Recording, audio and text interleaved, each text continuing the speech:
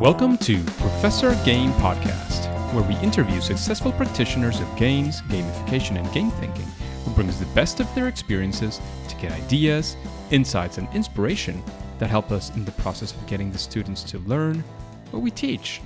And I'm Rob Alvarez. I teach and work at IE Business School in Madrid, where we create interactive and engaging learning materials. Want to know more? Go to professorgame.com/subscribe, start on our email list, and ask me anything. So engagers, today we have somebody exciting and very special. It's Melissa. But Melissa, before we get started, we want to know, are you prepared to engage? I am. Yes, she is. I am sure of that. So, who is Melissa? She teaches English language arts in a small rural high school in Valentine, Nebraska. She's an advocate of innovation and gamified learning and also hosts the Games4Ed hashtag on Thursday evenings. She uses blended learning and coaches other teachers trying to integrate technology into their classrooms. In general, she's interested in anything related to literacy, innovation, technology, and how students learn. So absolutely right on the spot for today's podcast, Melissa. Did I miss anything? No, I think that's it.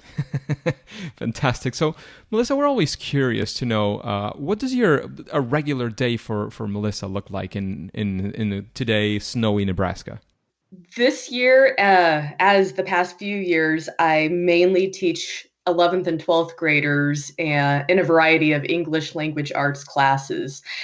So we have an 8-hour period day, and I teach 6 classes, and I have actually 4 different preps.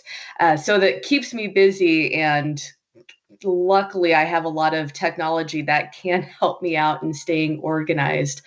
So I teach a couple sections of college composition, which is a college class, but then I also do some British literature, I do some English for the job world, and I also teach a section of theater and speech. And then with all of those, I try to do a lot of including of games or gamified elements to kind of prod students, help students engage in what we're learning.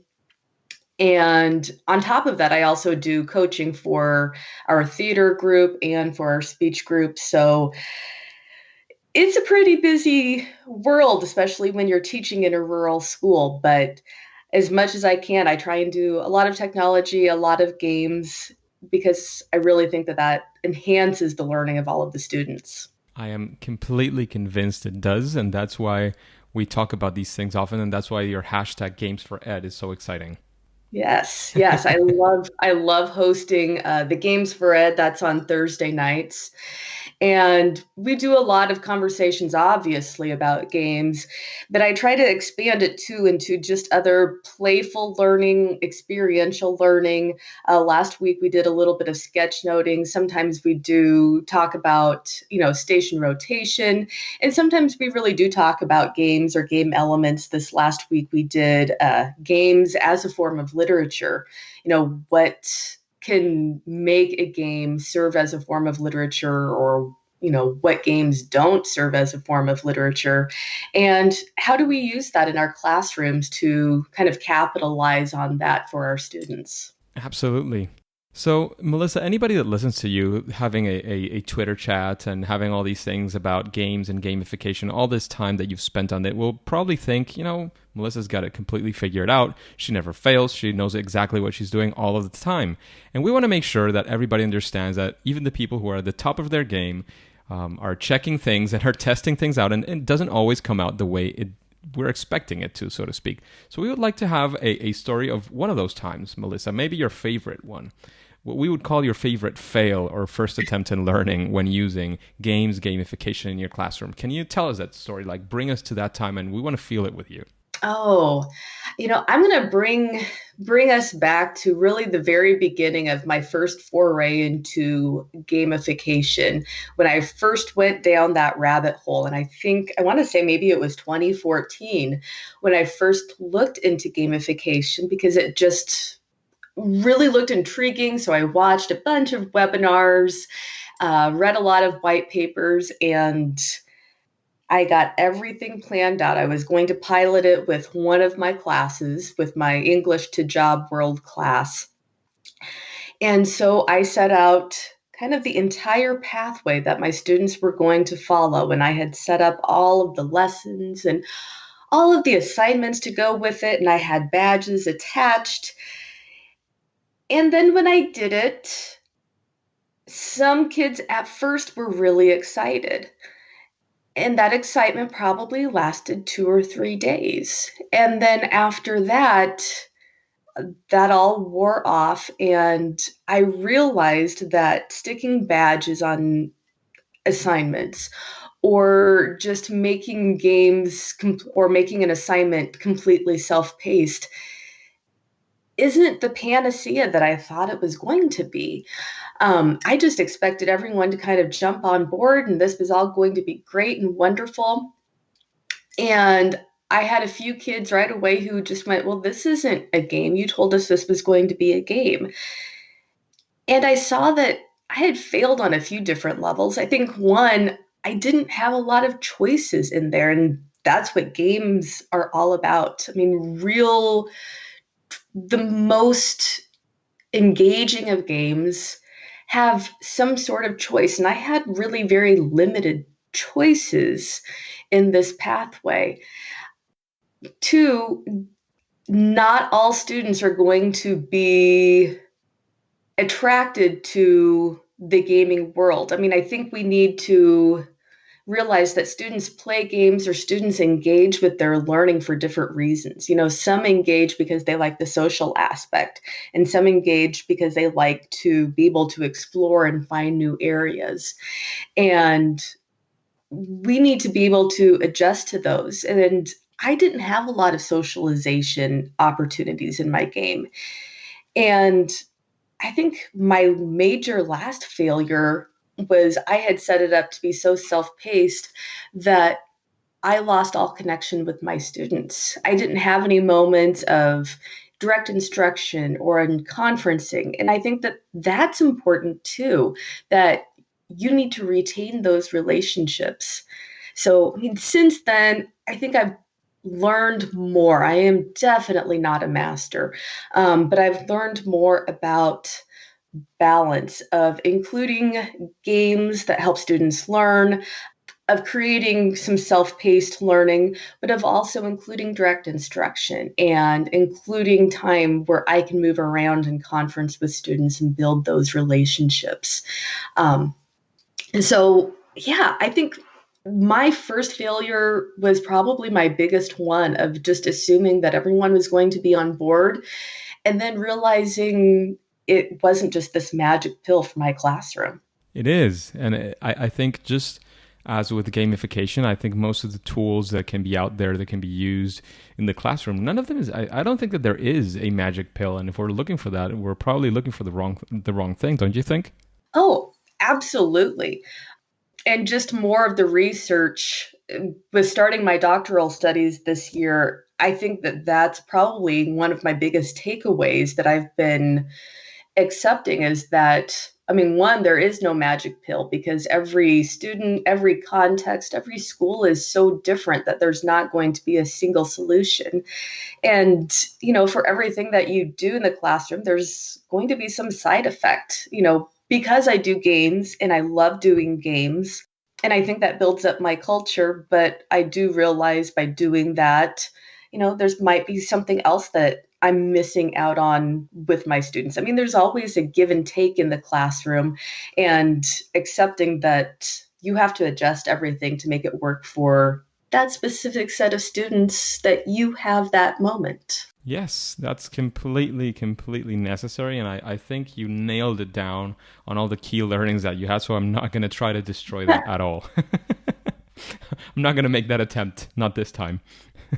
So Melissa, let's take a spin on that, and instead of going for that difficult or that failure moment, with of course a lot of learning that you had from that moment, and I'm sure there's many things that you're doing different now, and that we can learn from that as well.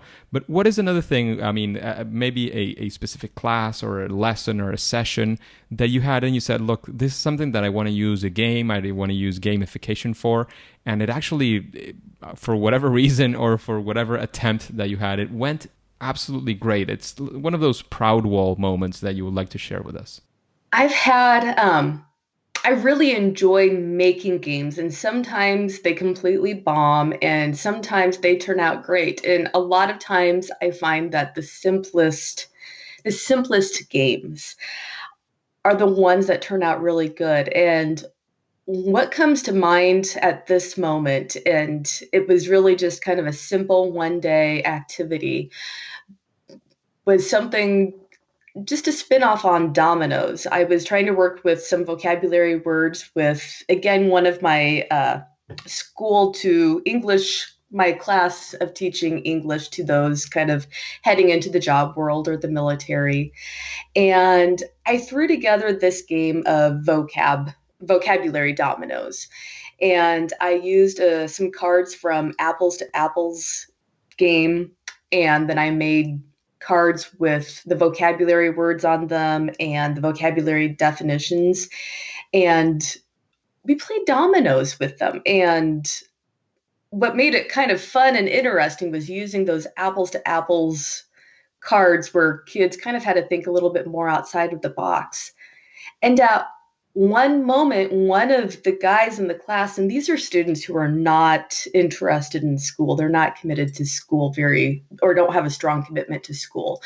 And one of the guys says, "Hey, this is a pretty fun, legit game. I mean, this is just fun to play no matter even in school, or, that it was school related." Even though I am in school. Yeah, even though like we're learning.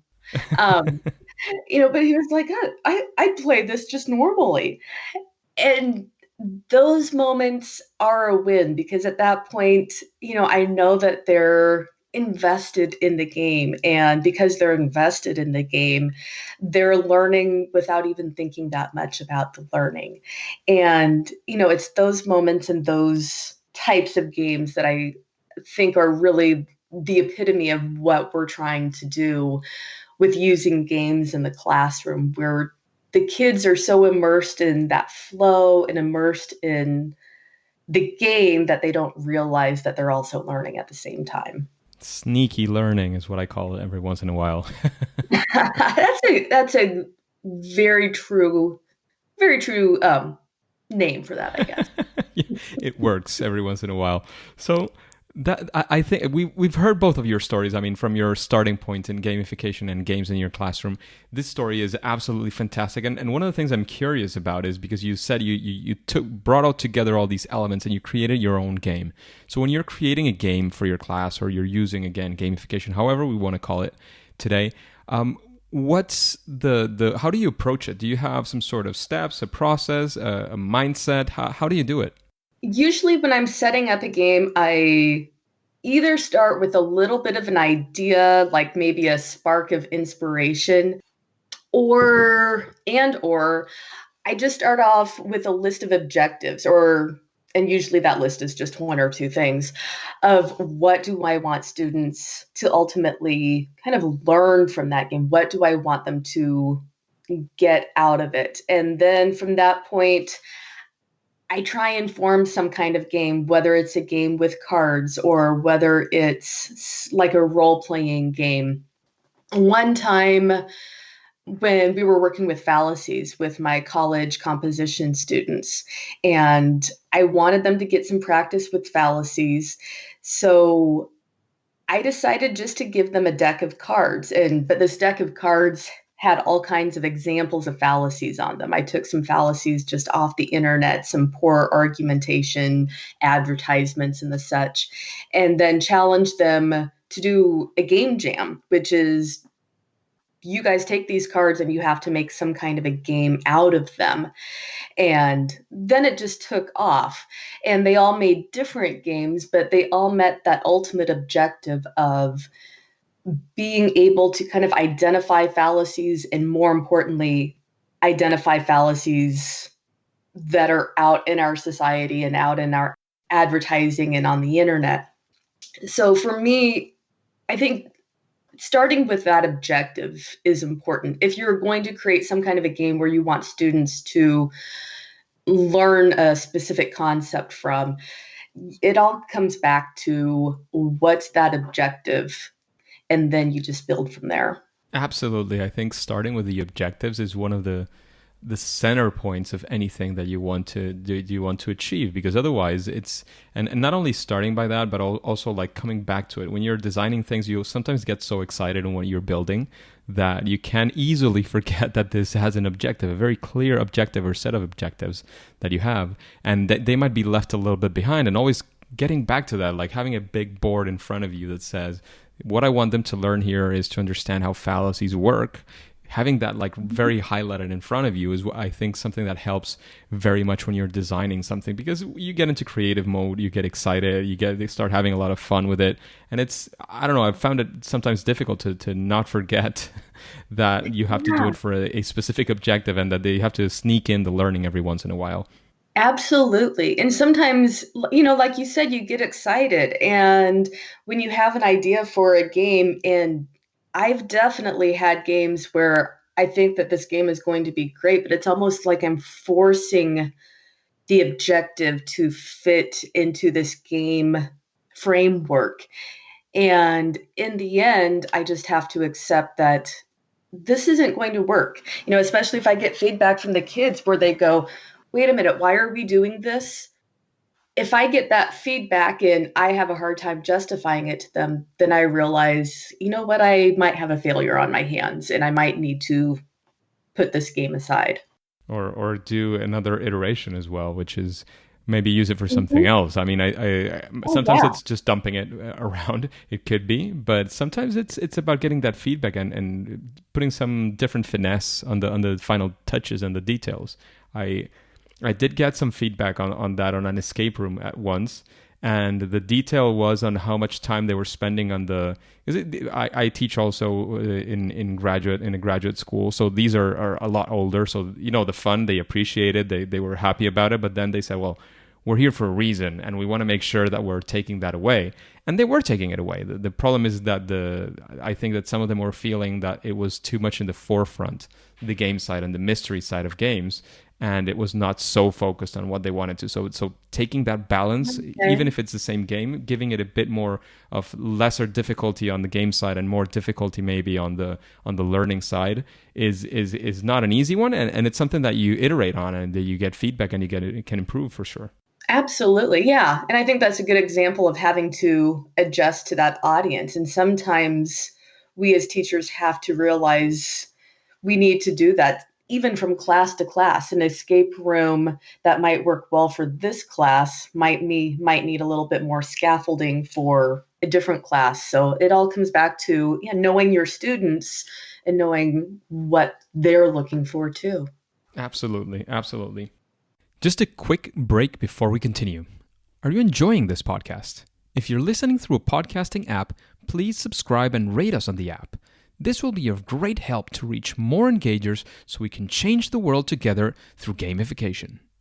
So Melissa, what would you say after talking about all of these examples of your process, the way you approach this, what would you say is something that would be sort of maybe a best practice, or something that you would say that almost any person creating games for your classroom would benefit from? It could be a strategy, an idea, a way to approach it. What would you say that best practice is? For number one, and I think I mentioned this earlier, is, games are not going to be a panacea. It's not going to solve all of your problems. What I usually end any presentations I do about games is that your curriculum, or whatever it is that you are teaching students overall, that has to be motivational and engaging to students in itself.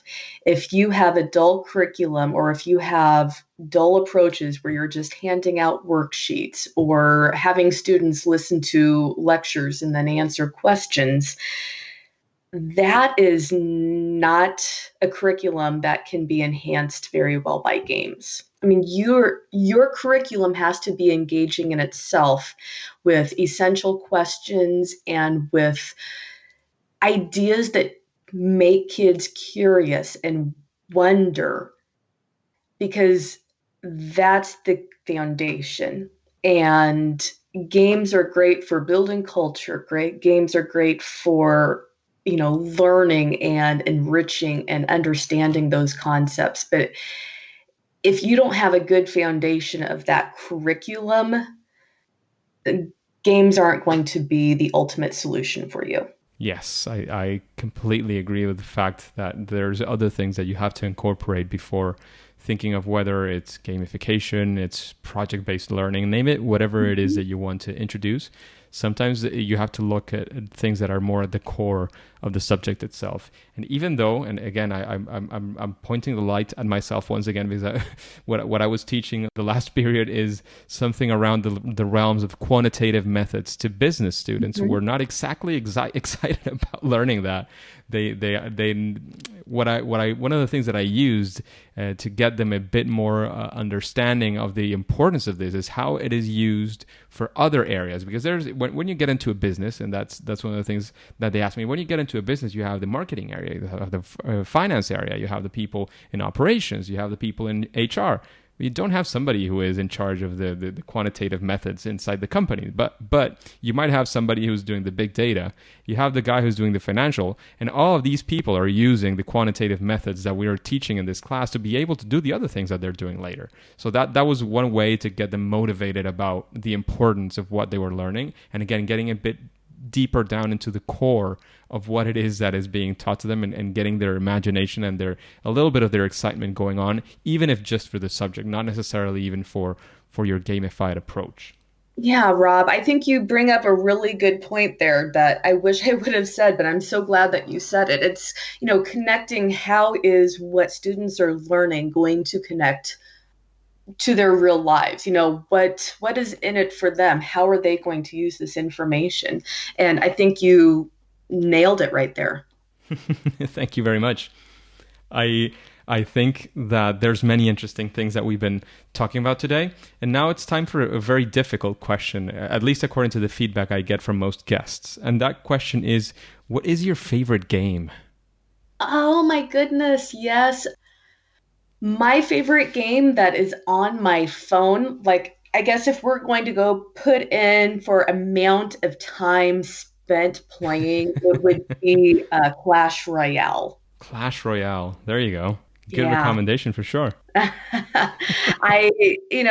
about a game that really adjusts to your playing style. And really, I mean, the people there, I have to admit, when I play that game, I'm like, gosh, these people know what they're doing to get me to keep coming back and playing more. Yes, yes, and those are some of the things that sometimes people criticize games for using these tactics and strategies. But I do think that there's things to be learned from that, to be used in with a white hat on, doing it for the greater good, and for some things that they actually want to learn. I mean, when people use gamification for, like, I don't know, like fitness apps, you don't download a fitness app because it's addicting to you. You download it because you want to get fit, or you want to go to the gym, or you want to go do running, or whatever it is you want to do. You do it for a reason. So using these strategies to help you get on that path that you want to set out, and one of those is getting educated, understanding things about the world. If it's for a good reason, I do think that the ethics there have to be considered in many ways, but I think that it can be used very, very well,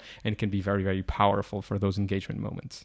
Absolutely. And I just got done reading a book by Csikszentmihalyi, and Yes. he talks about kind of something similar to that, we can get into flow for the good or for the bad. Oh yeah. And it's all about choosing those effective and purposeful ways that are going to enhance our lives. And those are the things we need to get into flow with. And I suppose that can be, related back to the classroom. And we need to make sure that we are, using gamified elements in a positive way and not not just as a trickery to get kids involved, but in a way to enhance their learning and help them for the next steps in life. Absolutely, it's not carrot and stick. And talking about doing it for the good and the bad. And you mentioned you're teaching, speaking as well, and you're part of the public speaking club. Public speaking was one of the main tools used by Nazis in Germany many years ago. I mean, you can't say public speaking is a bad thing. I mean, it doesn't make any sense, but it's been used for terrible things. Same as, I don't know, there's many examples there. So I love that comparison that you did there. But Melissa, now that we've been talking for a few minutes, well, a few minutes, more than a few minutes, I'd be guessing. After all these questions, getting all the vibe of this podcast, is there anybody that comes to your mind that you would like to listen to in an interview like this one in Professor Game? Some people who I never get tired of listening to, Steve Isaacs, Matt Farber, Chris Haskell, John Meehan, I think is just doing some really great stuff lately. He always amazes me. Adam Powley is another one who's just hitting it hard in the classroom and right on target with his students.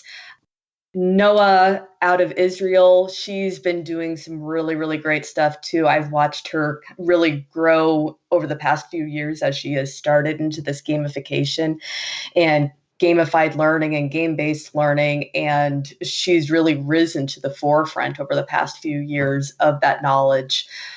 So those would be a few recommendations of people I love to listen to, but also just people to follow on Twitter who really have a good grasp on the pulse of gamified learning right now. Absolutely. And I invite you and many of our engagers to go back to, for example, John Meehan that you mentioned. He might be back because I know he's about to launch a new book. So he might be on within some weeks or maybe months. I'm not sure when is the launch, to talk about his new book. Stephen Isaacs was a recent one. Glenn Irvin, I don't know if you mentioned him. They were next to the other. Yeah. Oh, yeah. Yeah. Glenn Irvin is fantastic as well. Yes, absolutely. And many more that you mentioned that I hope to get on the podcast very, very soon.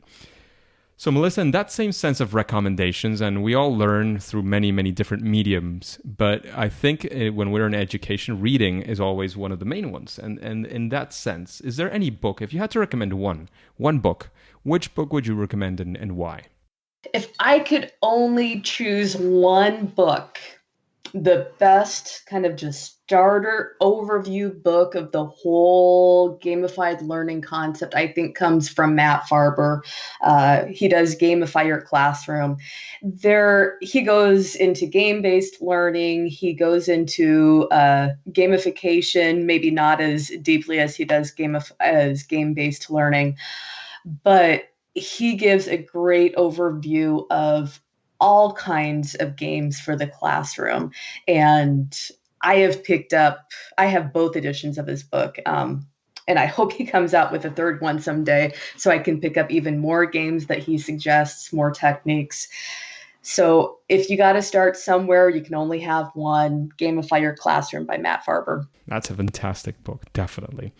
And talking about you, Melissa, now, what would you say is your superpower when creating games for your class? My superpower would be risk-taking. Like, I'll try almost anything one time and just see how it goes. And, when I do that, I even just tell my kids up front, we're going to do something new today. I don't know if it'll work or not, but we're going to give it a try. And bless them, they usually just give it their all, and they're pretty frank with me at the end of, hey, this worked, or nah, this didn't work, we need to redo that. And I think that's the greatest power to have, is to have that ability with students to have them give their straight feedback to you, but in a respectful way of what works, what doesn't, when you're trying something innovative and new. Absolutely. I think the whole risk-taking and play testing and checking things is the only way to learn if things work, because we can make a whole story in our heads of how it's going to pan out. And when it hits the ground, it doesn't work exactly as we were expecting it. So I think it's very, very important to have that superpower always present when we're creating for gamification. And now Melissa, we have this kind of gamified section of the podcast where we ask a random question that comes from our audience. So somebody or several people in the engagers are asking questions, and we pick some of them, put them in a list, and one of them is going to come out today. So today's question is, how do you make sure children are actually learning when you use games? A couple of different ways. I suppose if it's maybe a vocabulary game that where the outcomes are easily measurable. The day after the game, we might do a quick quiz or we might do a Kahoot, a Quizzes. I call them daily challenges, where the kids answer some questions or they play an online feedback game where I can see which words are they understanding, which words they're still struggling with. If it's a deeper game, I'm going to give the example. Newsfeed Defenders is one we've been playing this semester. It comes out of iCivics, and it's a great game for identifying fake and biased news. And for that one, I think it's harder to measure because there is so much different learning going on. In those cases, I usually have students do some sort of reflection. Sometimes it's a written reflection. Sometimes it might just be a conversation to, tell me a little bit more. What do they feel like they've learned? What do they feel like they got from that game? And I think for those bigger, deeper games, the reflection kind of gives me a little bit more insight. So it's basically what you're doing is checking whether I think it's a topic today of checking what you're doing and reiterating and going again and play testing and seeing if it's working or not. The way is to check. I mean, there's no other way. I mean, I don't think we can get into students' minds without asking them in any way, right? Absolutely. And I think the more I'm in teaching, the more I think that we probably don't check with students enough. We do the chapters, we give them the test, and they fail the test or they pass the test, and then we move on. We as teachers need to do more conferencing with students and getting the pulse on how the students are doing, how they're feeling, where they're at. Yes, I completely agree. I have to concur. But Melissa, as we were mentioning a few minutes ago, not too many minutes ago, a lot of time has been passing and we don't realize, but it's almost out of time by now for the podcast today. But I don't want to let you go unless you give us any final piece of advice that you want to leave us with. Of course, let us know where we can find you. Let us reiterate the chat that you're at on Thursdays, where we can ask you any questions. And then we'll say that for now, it's game over. Okay.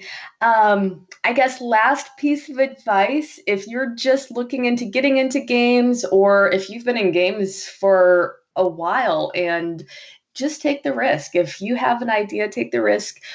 The worst thing that can happen, it doesn't work and you either reiterate or you put it aside and try something else. You can find me on Twitter at mpilikow. It's just my name, except don't put the ski on because that's too long. And you can also find me on my blog. It's technologypursuit.edublogs.org. You can email me at mpilakowski@vcsbadger.net. And of course, Thursdays, 8 p.m. Eastern time at #Games4Ed. We are always chatting something about games or gamified learning or just playful experiential learning as well. Fantastic. Thank you very much for spending this time with the engagers, for investing this time in us. I'm sure that there will be many of the engagers also interacting some more, those especially those who are in the US or Latin America, that will be adding to that fantastic chat. Games4Ed, I've seen it many times, especially after the fact, post-mortem, so to speak. Yes. They're very, very good, very exciting. But for now, thank you again. It's time to say that it's game over. Engagers, it's fantastic to have you around. This podcast only makes sense with you, so why not connect on Twitter so you can let me know of anything that you would like to ask, any important things that you're having around gamification, any doubts, any questions that you could have, anything we can help you with. You can find my Twitter account in professorgame.com/Twitter. I'm always sharing content, especially on education and gamification. But hey, don't click continue yet. Do you want to know what's coming up with the Serious Play Conference? Then all you have to do is subscribe and listen to the next episode of Professor Game. See you there!